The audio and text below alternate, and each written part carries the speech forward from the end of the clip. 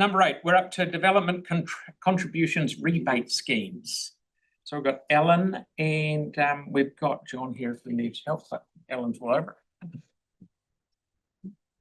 Right, so throughout the review of the development contribution policy, we had briefings with you where you expressed an interest in considering development contribution rebate schemes alongside the adoption of the policy. And just to remind you, rebates sit outside the policy, they sit under the development contribution rebate policy, and intended to help the council implement its strategic development goals.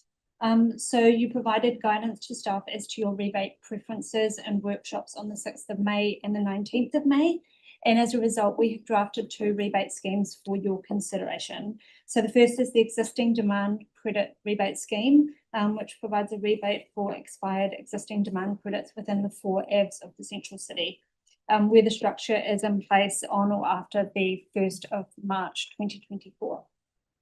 A building is considered demolished if it no longer is considered, if it no longer contains growth floor area as per the provisions of the development contribution policy. So essentially the building still needs to contain exterior walls and a roof.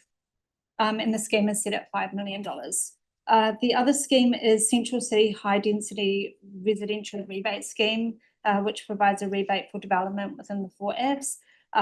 Where the residential component comprises at least 6 stories, and that scheme is set at $2 million. And we've proposed that both schemes expire on the 30th of June 2027, which should broadly align with the introduction of development levies.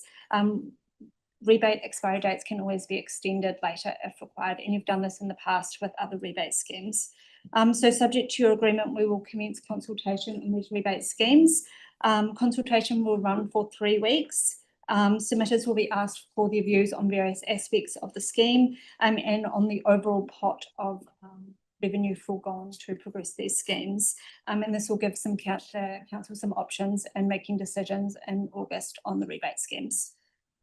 And this, if the money runs out earlier, or it's 2027 when the government's new system comes in. Yes. Yeah, so we'll see what the legislation looks like, and it could be that you choose to extend these schemes in conjunction with development levies, but we can address that once we know more information about what the levies are. Okay. See, Jake, sorry. A question that popped into my head just as you were talking was around so the DC what document is it that the building is defined as having walls and a roof, and why is that different to how we treat vacant land sites? For example, there's a site that is where the seagulls are, that's essentially deemed under our policies, must be a different policy as being a building and therefore not vacant. So the criteria that is included in these schemes reflects the feedback that we got from you. So what we heard from you is that you wanted the expired credits rebate scheme to be limited to buildings that were standing. So that's why we've put those parameters around that rebate scheme in the policy. Thanks. Okay, Sid? Can I just flag I've got an amendment which is just, and the team have got it, it's just to widen the consultation to potentially include vacant sites. So it's things like car parks and things like that. If the scheme's got a limited time or a limited pot of money, it's just going how do we turbocharge the CBD in terms of doing that. So it's just when we do it, whether we can just have a consider. I mean, I'm happy to move the whole thing, including that as a recommendation, to get it on the table. Could you just explain that again, please? Yeah. Sorry, so I know you've got it sorted in your head. Yeah. I'm just trying to catch up. that often means it's not sorted in anyone else. I called you out. Effectively, all it is to open up the consultation to go, there's the buildings, but there's also like I won't use the company name, but there's also car parks and things like that that are sitting in the city and going, the expired credits that would sit on those, given there's a change coming in terms of what the government is signalling, whether we can open it, knowing the pot of money is still the same, open it going, this will be the carrot that hopefully speeds up some development in the CBD in this narrow window. So it's Which would ultimately mean that if they're developed on, then we get them. you'd get the rates, but you'd also get the additional development contributions by bringing forward the development. Yeah. Now, what Sam is talking about is, say, a car park had 5 development contribution credits on it, and someone builds a building with 15. They only get the credit for what the underlying was. Am I correct? So then we'd get 10 that they were necessarily gonna leave as a car park. But Ellen, And it's only the consultation, so it's not a, Ellen, if we bring in what Sam's suggesting, that will gobble up the 5 million a lot quicker, won't it? Like a lot. Particularly if you broaden the scheme and backdate it to the 1st of March 2024, likely you would use maybe 2 to 3 million off the bat. So we can consult on funding options for the scheme. So we've set it at 5, but we can ask the public if they would be willing to forgo money to broaden the scheme. well, I think that You might want to consider making that pot of money bigger if you were to expand the scheme. speed bumps. Can Can I? Yeah, you're can fine. I clarify, because it's, so this is consultation, we could refine the policy after the consultation. So it might be that for these ones, we go, we're not backdating, this is for the empty sites now, to go, how do we do it? Because that would be the thing. Yeah. My intent is, how do we actually drive stuff in the CBD now, not retrospectively? So we'd get some feedback and then work through it, as opposed to going, cool, we're backdating vacant land. Back to you once we've consulted the public. But we would want people to play the game, because people could rush in and go, oh, I've got this empty car park, I'll chuck a building consent in for this, gobble up a lot of the credits and then not build the thing, so that everyone. So you only receive the rebate once you have passed your first building inspection.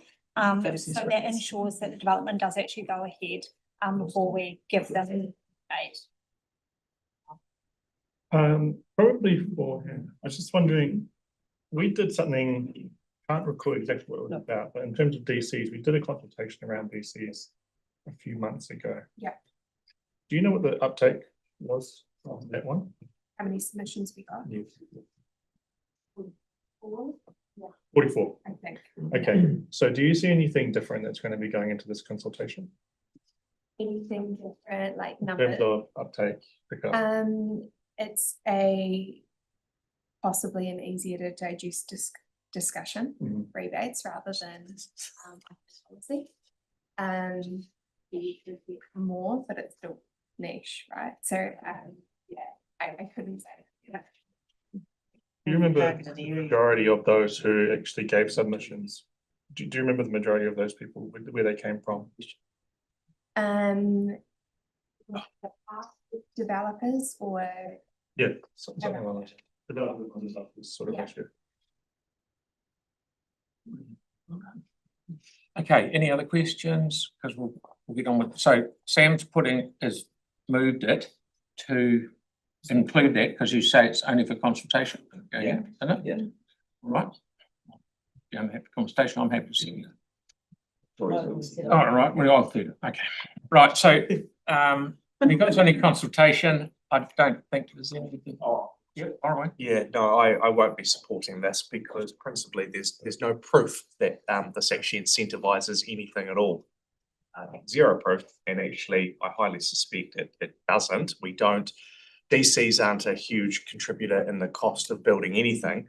It's not the stick, it's not the carrot we would want it to be. And actually, if it isn't incentivizing any new development, what we're actually doing is quite perverse. We're actually taking money from everyday ratepayers and giving it to big CBD property developers, which is I think I was once accused of being a mentally deranged Robin Hood, but this really is, and this really is a reverse Robin Hood scheme. Can I argue something? That being said, I won't be supporting this today. Any, right, Yanni, then Aaron? Yeah, like I agree with the comment from my colleague.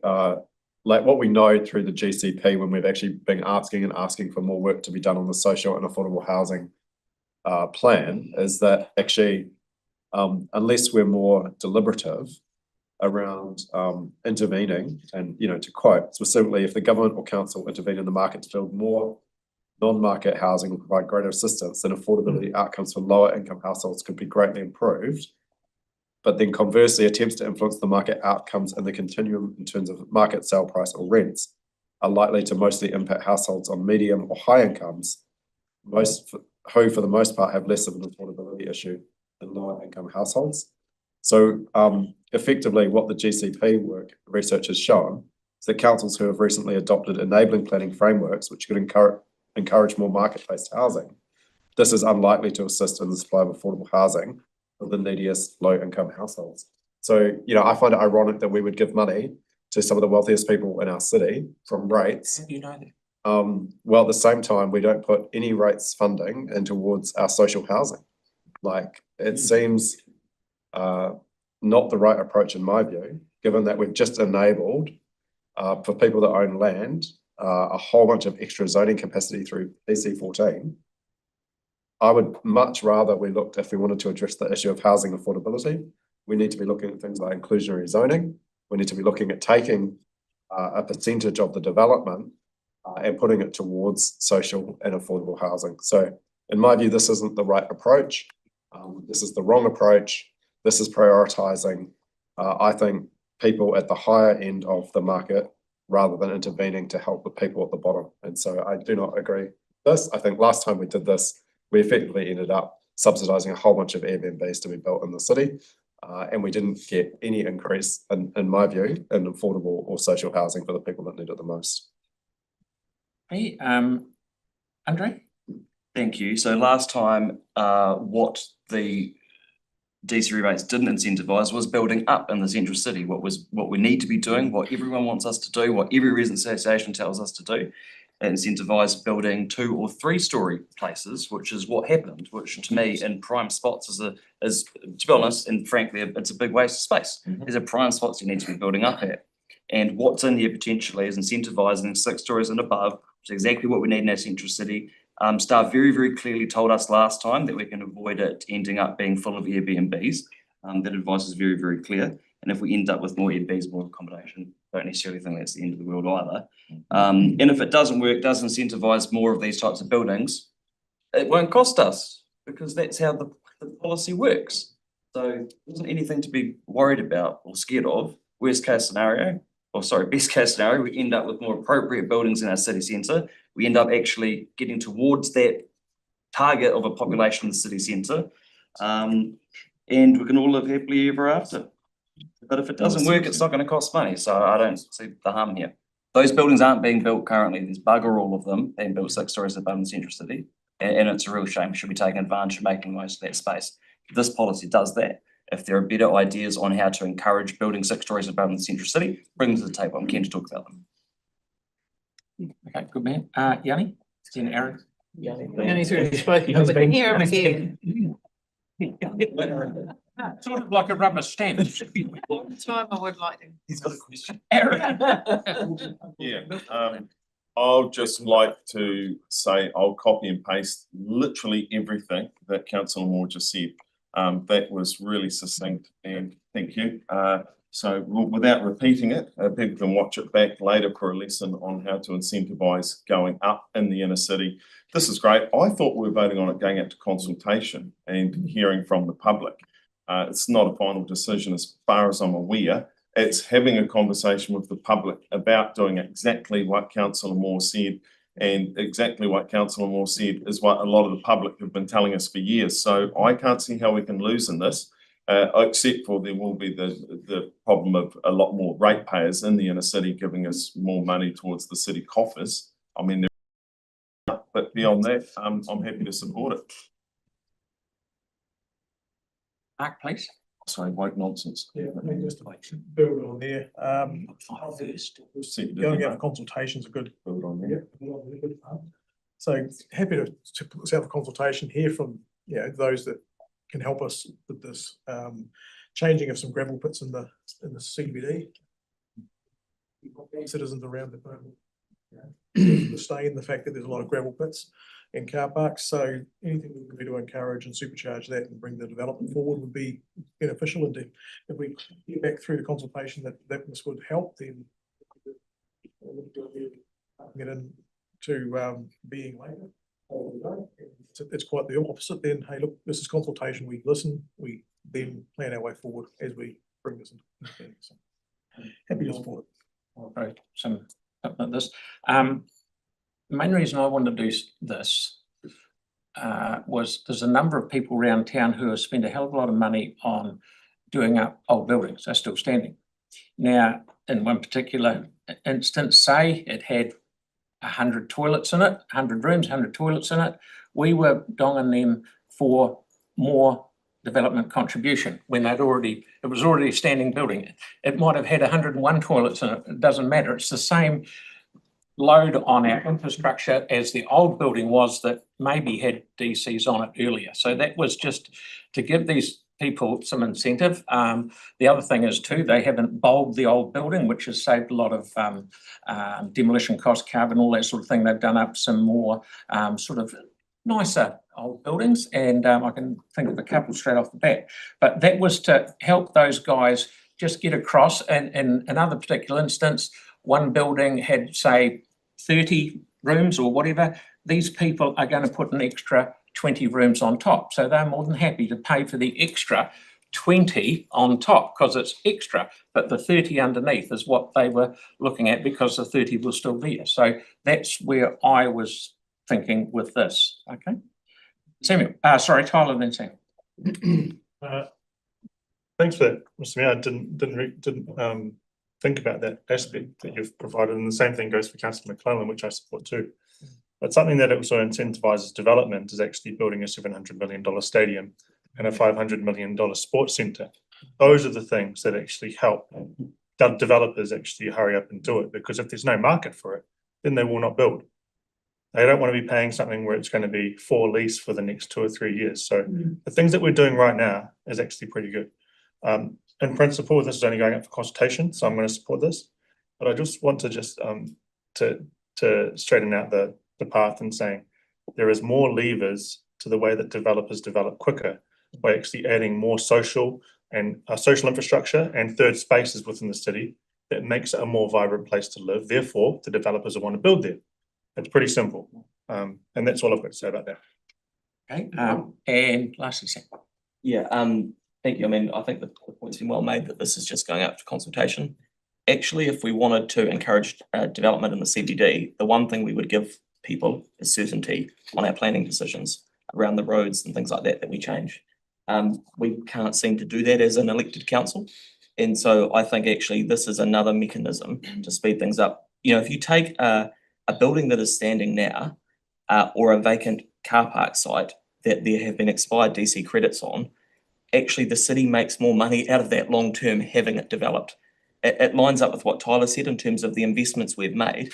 But if this is the thing for the next 2 years that speeds up growth in the city, when actually the economy is still pretty tight, this has got to be a good thing for the city. If you took a hotel where we could rebate $300,000 of existing credits, they pay more DCs because they're doing it, and then we get $1 million a year in rates, that's actually a really good thing and not something that developers benefit from. It's something that the city benefits from. So this is something to move it on. And if we can, and hopefully representatives from the Central Ward are of the same view, we can actually get some more people into the CBD and fix a lot of the buildings that haven't been fixed, or actually convert some of the car parks that are now car parks. I think that would be a good thing. This is consultation.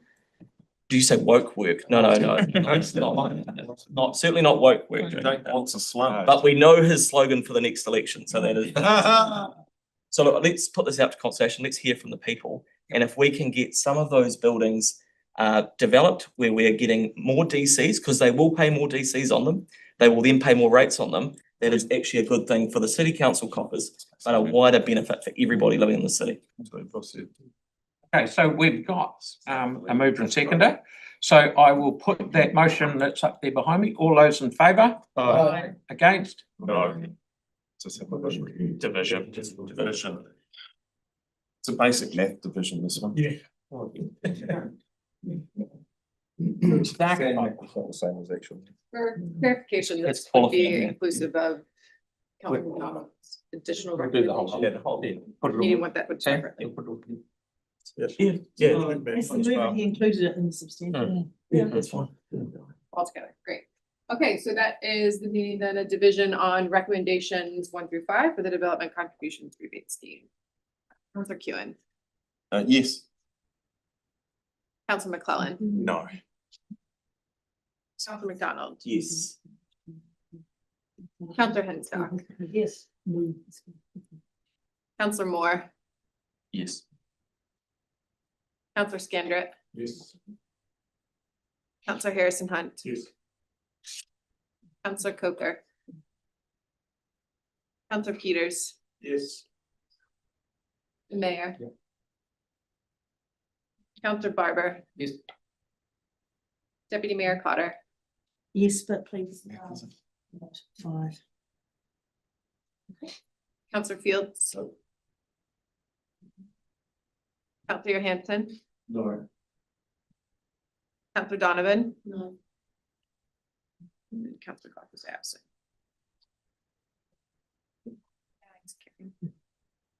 Okay, that's carried. Thank you very much.